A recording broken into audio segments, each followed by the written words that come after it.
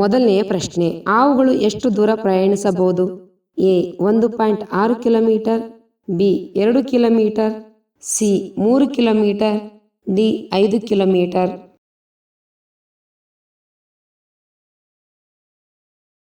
ಉತ್ತರ A 1.6 kilometre. ಹಾವುಗಳು ತಮ್ಮ ಗುಹೆಗಳಿಂದ ತಮ್ಮ ನೆಚ್ಚಿನ ಬೇಟೆ ಮತ್ತು ಬೇಟೆ ಆಡುವ ಪ್ರದೇಶಗಳಿಗೆ 1.6 ಮೈಲಿಗಳಷ್ಟು ದೂರ ಪ್ರಯಾಣಿಸಬಹುದು. ಎರಡನೆಯ ಪ್ರಶ್ನೆ, ಹಸಿ ಹಾಲನ್ನು ಕುಡಿಯುವುದರಿಂದ ಯಾವ ರೋಗ ಬರುತ್ತದೆ? ಎ ತಲೆನೋವು, ಬಿ ಹೊಟ್ಟೆ ನೋವು, ಸಿ ಕ್ಯಾನ್ಸರ್, ಡಿ ಕ್ಷಯರೋಗ.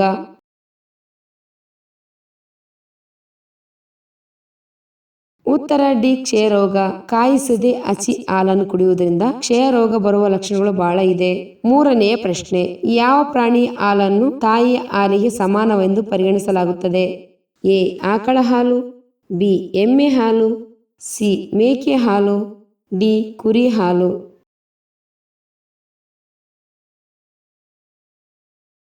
ಉತ್ತರ ಎ ಆಕಳ ಹಾಲು. ಶುದ್ಧ ಹಸುವಿನ ಹಾಲನ್ನು ತಾಯಿಯ ಎದೆ ಹಾಲಿಗೆ ಸಮಾನವೆಂದು ಪರಿಗಣಿಸಲಾಗುತ್ತದೆ.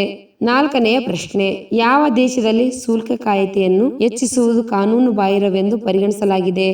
ಎ ಭಾರತದಲ್ಲಿ, ಬಿ ಪಾಕಿಸ್ತಾನದಲ್ಲಿ, ಸಿ ಜಪಾನಿನಲ್ಲಿ, ಡಿ ಅಮೆರಿಕದಲ್ಲಿ.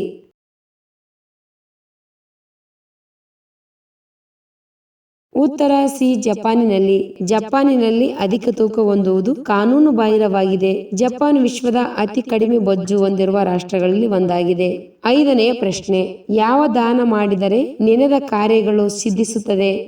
ಎ ತೆಂಗಿನಕಾಯಿ ದಾನ, ಬಿ ಗೋವು ದಾನ, ಸಿ ಅಕ್ಕಿ ದಾನ, ಡಿ ವಸ್ತ್ರದಾನ.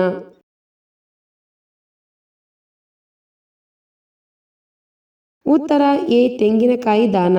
ನಮ್ಮ ಹಿಂದೂ ಧರ್ಮದಲ್ಲಿ ತೆಂಗಿನಕಾಯಿ ತುಂಬಾ ಪ್ರಾಮುಖ್ಯತೆಯನ್ನು ನೀಡಲಾಗಿದೆ. ತೆಂಗಿನಕಾಯಿ ದಾನ ಮಾಡಿದರೆ ನೆನೆದ ಕಾರ್ಯಗಳು ಸಿದ್ಧಿಸುತ್ತದೆ. ತಾಂಬೂಲದ ಜೊತೆಗೆ ತೆಂಗಿನಕಾಯಿ ದಾನ ಮಾಡುವುದರಿಂದ ನೆನೆದ ಕಾರ್ಯಗಳು ಸಿದ್ಧಿಸುತ್ತದೆ, ಸಕಲ ಕಷ್ಟಗಳು ನಿವಾರಣೆ ಆಗುತ್ತದೆ ಎಂದು ನಂಬಲಾಗುತ್ತದೆ. ಆರನೆಯ ಪ್ರಶ್ನೆ, ಯಾವ ಹಣ್ಣು ತಿನ್ನುವುದರಿಂದ ರಕ್ತ ಹೆಚ್ಚಾಗುತ್ತದೆ? ಎ ಸೇಬು ಹಣ್ಣು, ಬಿ ಬಾಳೆಹಣ್ಣು, ಸಿ ಸಪೋಟ ಹಣ್ಣು, ಡಿ ಒಣ ದ್ರಾಕ್ಷಿ.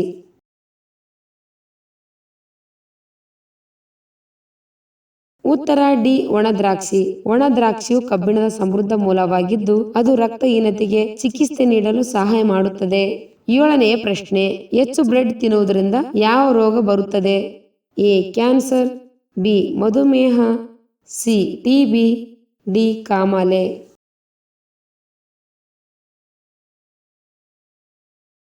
ಉತ್ತರ ಬಿ ಮಧುಮೇಹ. ಬಿಳಿ ಬ್ರೆಡ್ ಅನ್ನು ಹೆಚ್ಚು ಸೇವಿಸುವುದರಿಂದ ಮಧುಮೇಹಕ್ಕೆ ಕಾರಣವಾಗಬಹುದು. ಬ್ರೆಡ್ ಬಹಳಷ್ಟು ಸಕ್ಕರೆಯನ್ನು ಹೊಂದಿರುತ್ತದೆ. ಎಂಟನೆಯ ಪ್ರಶ್ನೆ, ಯಾವ ತರಕಾರಿಯನ್ನು ತಿಂದರೆ ಮೂಳೆಗಳ ಶಕ್ತಿ ಕಡಿಮೆ ಆಗುತ್ತದೆ? ಎ ಬೀಟ್ರೂಟ್, ಬಿ ಮೆಣಸಿನಕಾಯಿ, ಸಿ ಬದನೆಕಾಯಿ, ಡಿ ಆಲೂಗಡ್ಡೆ.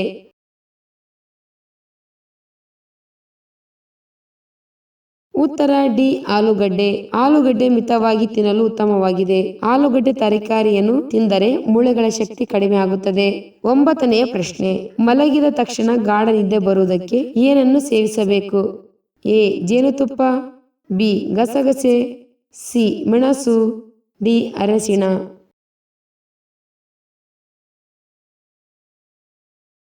ಉತ್ತರ ಬಿ ಗಸಗಸೆ. ಗಸಗಸೆಯಲ್ಲಿ ಮೆಗ್ನೀಷಿಯಂ ಅಂಶ ಸಮೃದ್ಧವಾಗಿದ್ದು ನಿದ್ರೆ ಹೀನತೆಯಂತ ಸಮಸ್ಯೆಗಳನ್ನು ಗುಣಪಡಿಸುತ್ತದೆ. ಹತ್ತನೆಯ ಪ್ರಶ್ನೆ, ಮಾನಸಿಕ ಒತ್ತಡದಿಂದ ಯಾವ ಅಂಗ ಹಾನಿಗೊಳಗಾಗುತ್ತದೆ?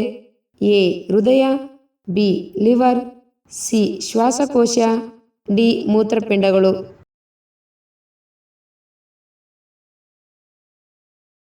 ಉತ್ತರ ಡಿ ಮೂತ್ರಪಿಂಡಗಳು. ಮಾನಸಿಕ ಒತ್ತಡದಿಂದ ಬಳಲುತ್ತಿರುವವರಿಗೆ ಮೂತ್ರಪಿಂಡಗಳಿಗೆ ಹಾನಿಯಾಗುತ್ತದೆ. 11ನೆಯ ಪ್ರಶ್ನೆ, ಪ್ರತಿದಿನ ಯಾವ ಹಣ್ಣು ತಿನ್ನುವುದರಿಂದ ಜನ್ಮದಲ್ಲಿ ಹೃದಯಘಾತ ಬರುವುದಿಲ್ಲ? ಎ ಬಾಳೆಹಣ್ಣು, ಬಿ ಕಿತ್ತಳೆ ಹಣ್ಣು, ಸಿ ದಾಳಿಂಬೆ ಹಣ್ಣು, ಡಿ ಮೋಸಂಬಿ ಹಣ್ಣು.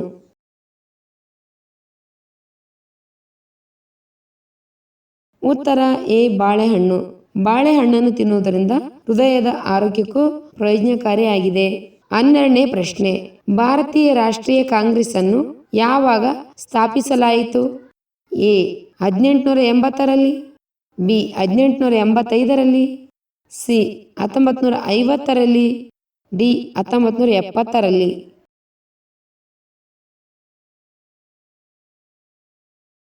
ಉತ್ತರ ಬಿ 1885ರಲ್ಲಿ. ಭಾರತೀಯ ರಾಷ್ಟ್ರೀಯ ಕಾಂಗ್ರೆಸ್ ಅನ್ನು 1885ರಲ್ಲಿ ಸ್ಥಾಪಿಸಲಾಯಿತು.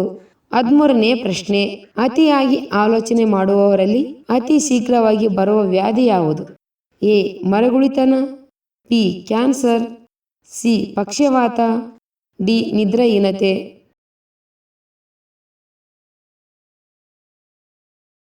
ಉತ್ತರ ಎ ಮರಗುಳಿತನ. ಅತಿಯಾದ ಆಲೋಚನೆ ಅನಾರೋಗ್ಯಕ್ಕೆ ಕಾರಣವಾಗುತ್ತದೆ. ಇನ್ನು ಅತಿಯಾಗಿ ಆಲೋಚನೆ ಮಾಡುವುದರಿಂದ ಬಹುಬೇಗ ಅಂತವರಲ್ಲಿ ಮರಗುಳಿತನ ಬರುತ್ತದೆ. 14ನೇ ಪ್ರಶ್ನೆ, ಮೂಳೆಗಳು ಬಲಶಾಲಿ ಆಗಬೇಕಾದರೆ ಏನನ್ನು ತಿನ್ನಬೇಕು? ಎ ಮೇಕೆ ಹಾಲು, ಬಿ ಮೇಕೆ ತಲೆ, ಸಿ ಚಿಕನ್, ಡಿ ಮೀನು.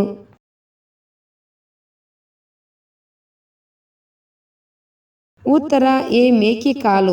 ಮೇಕೆ ಕಾಲಿನಲ್ಲಿ ಕ್ಯಾಲ್ಸಿಯಂ, ಪ್ರೋಟೀನ್, ಮಿನರಲ್ಸ್ಗಳು, ರೋಗ ನಿರೋಧಕಗಳು ಇವೆಲ್ಲವೂ ಮೂಳೆಗಳು ಬಲಶಾಲಿ ಶಕ್ತಿಯನ್ನು ಹೆಚ್ಚಿಸುವ ಆರೋಗ್ಯಕರ ಕೀಲುಗಳನ್ನು ಬೆಳವಣಿಗೆ ಆಗುವ ಅಂಶವನ್ನು ಹೊಂದಿರುತ್ತದೆ. ಹಲವಾರು ಆರೋಗ್ಯಕರ ಅಂಶಗಳನ್ನು ಹೊಂದಿರುವ ಮಟನ್ ಕಾಲು ವಾರಕ್ಕೊಮ್ಮೆ ಸೇವಿಸುವುದು ಉತ್ತಮ. 15ನೇ ಪ್ರಶ್ನೆ, ಪ್ರತಿದಿನ 2 ತುಳಸಿ ಎಲೆಯನ್ನು ತಿನ್ನುವುದರಿಂದ ಯಾವ ರೋಗ ಬರುವುದಿಲ್ಲ? ಎ ಪಾರ್ಶ್ವವಾಯು, ಬಿ ಕ್ಯಾನ್ಸರ್, ಸಿ ಹೃದಯಾಘಾತ, ಡಿ ಶುಗರ್.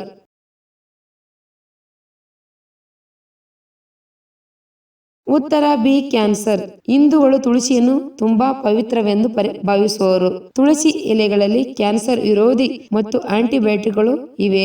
16ನೇ ಪ್ರಶ್ನೆ, ಲಿವರ್ ಅನ್ನು ಆರೋಗ್ಯವಾಗಿಡುವ ತರಕಾರಿ ಯಾವುದು? ಎ ಬೆಂಡೆಕಾಯಿ, ಬಿ ತೆಂಗಿನಕಾಯಿ, ಸಿ ಮುಲ್ಲಂಗಿ, ಡಿ ಸೋರೆಕಾಯಿ.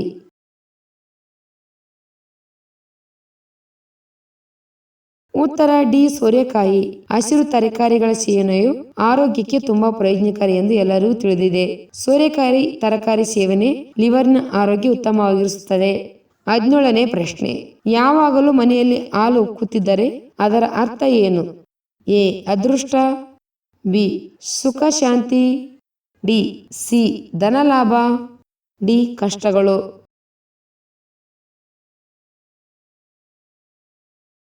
ಉತ್ತರ ಬಿ ಸುಖ ಶಾಂತಿ. ಭೂದೇವಿಗೆ ಹಾಗೂ ಶ್ರೀದೇವಿಗೆ ಹಾಲು ಬೇಕಾದಾಗ ಮನೆಯಲ್ಲಿ ಉಕ್ಕುತ್ತದೆ ಎಂದು ಹೇಳಲಾಗುತ್ತದೆ. ಮನೆಯಲ್ಲಿರುವ ನಕಾರಾತ್ಮಕ ಶಕ್ತಿಗಳು ನೇವನಾಗುತ್ತದೆ ಎಂದು ಹೇಳಲಾಗುತ್ತದೆ. ಮನೆಯಲ್ಲಿ ಸುಖ ಶಾಂತಿ ಸಮೃದ್ಧಿ ನೆಲೆಸುತ್ತದೆ. 18ನೇ ಪ್ರಶ್ನೆ, ಕೋತಿಗೆ ಎಷ್ಟು ಹಲ್ಲುಗಳಿವೆ?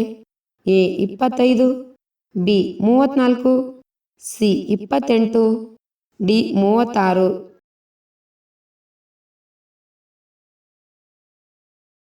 ಉತ್ತರ ಬಿ 34. ಹೆಚ್ಚಿನ ಕೋತಿಗಳು ಮಾನವರಂತೆ 32 ಹಲ್ಲುಗಳನ್ನು ಹೊಂದಿವೆ. ಮೇಲೆ 16 ಮತ್ತು ಕೆಳಭಾಗದಲ್ಲಿ 16, ಟೋಟಲ್ 34 ಹೊಂದಿವೆ. 19ನೇ ಪ್ರಶ್ನೆ, ರಾಗಿ ಮುದ್ದೆ ತಿನ್ನುವುದರಿಂದ ಯಾವ ರೋಗ ವಾಸಿಯಾಗುತ್ತದೆ? ಎ ರಕ್ತಹೀನತೆ, ಬಿ ದುರ್ಬಲ ಮೂಳೆ, ಸಿ ಶುಗರ್ ಕಾಯಿಲೆ, ಡಿ ಮಲಬದ್ಧತೆ.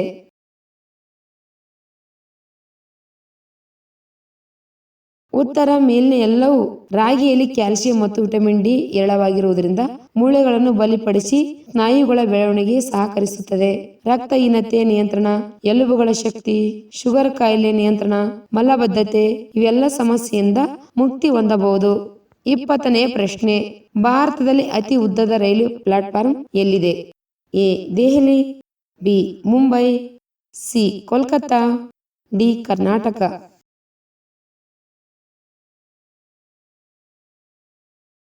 ಉತ್ತರ ಡಿ ಕರ್ನಾಟಕ. ಕರ್ನಾಟಕದ ಹುಬ್ಬಳ್ಳಿ ರೈಲ್ವೆ ನಿಲ್ದಾಣವು ವಿಶ್ವದ ಅತಿ ಉದ್ದದ railway ನಿಲ್ದಾಣವಾಗಿದೆ.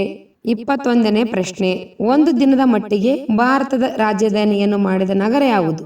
A Indore, B Allahabad, C Mumbai, D Kolkata.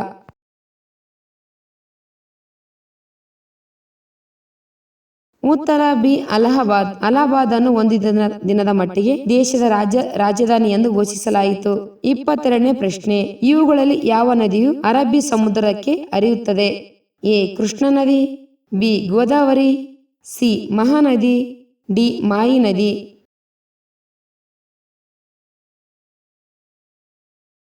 ಉತ್ತರ ಡಿ ಮಾಯಿ ನದಿ. ಅರಬ್ಬಿ ಸಮುದ್ರಕ್ಕೆ ಹರಿಯುವ ನದಿಗಳೆಂದರೆ ತಾಪಿ, ನರ್ಮದಾ, ಸಿಂಧು, ಪೂರ್ಣ ಮತ್ತು ಸಬರಮತಿ. 23ನೇ ಪ್ರಶ್ನೆ, ಸ್ನಾನ ಮಾಡುವ ಮೊದಲು 1 ಲೋಟ ನೀರು ಕುಡಿಯುವುದರಿಂದ ಏನಾಗುತ್ತದೆ? ಎ ಆಯಾಸ, ಬಿ ಅಜೀರ್ಣ, ಸಿ ಹೊಟ್ಟೆ ಕೊಬ್ಬು, ಡಿ ರಕ್ತದೊತ್ತಡ.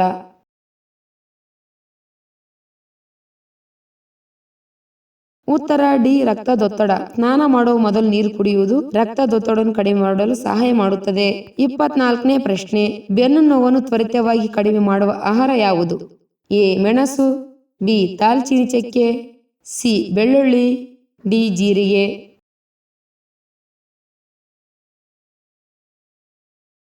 ಉತ್ತರ ಬಿ ದಾಲ್ಚಿನ್ನಿ ಚಕ್ಕೆ. ದಾಲ್ಚಿನ್ನಿ ಚಕ್ಕೆ ಬೆನ್ನು ನೋವಿನ ಆರೋಗ್ಯಕ್ಕೆ ತುಂಬಾ ಪ್ರಯೋಜನಕಾರಿ. ಇದು ಫೈಬರ್, ಕ್ಯಾಲ್ಸಿಯಂ, ಕಬ್ಬಿಣ, ಮೆಗ್ನೀಷಿಯಂ, ರಂಜಕ, ರೋಗ ನಿರೋಧಕ ಗುಣಗಳನ್ನು ಹೊಂದಿದೆ. 25ನೇ ಪ್ರಶ್ನೆ. ಯಾವ ಪ್ರಾಣಿಯನ್ನು ಮಾನವರು ಮೊದಲು ಸಾಕಿದರು? ಎ ಬೆಕ್ಕು, ಬಿ ಕುದುರೆ, ಸಿ ನಾಯಿ, ಡಿ ಮೇಕೆ.